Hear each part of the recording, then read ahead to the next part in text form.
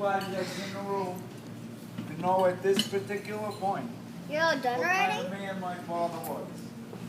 Okay? My father was a type of person that made time for his children. When I say make time for his children, We can't hear you down came here. in and worked 10 hours a day. Turn up the. Decided to come home. Turn up the volume. What his children wanted. You want to go on a sleigh ride? He took you on a sleigh ride. How You about wanted to with go flying? to Girl Scouts? He took you to Girl Scouts. He made the time in his life. Okay? for his children. We can't hear you down Morning. here. Turn up the hearing aids. And that's, Come up here. that's one of the things. That's one of the things I wanted to let everybody know. The type of father that he was.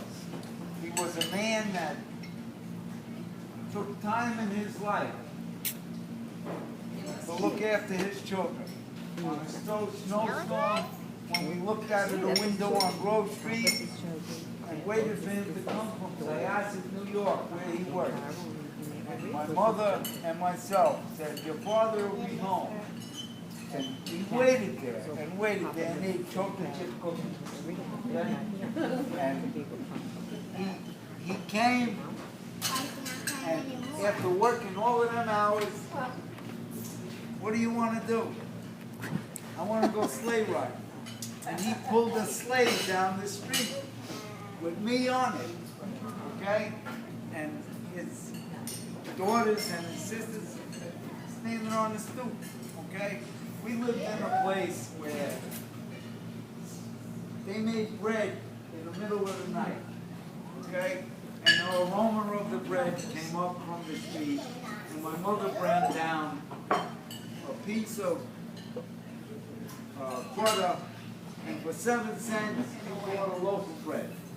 And we sat on a stoop, and we wet the bread together, and we ate. At Okay? midnight.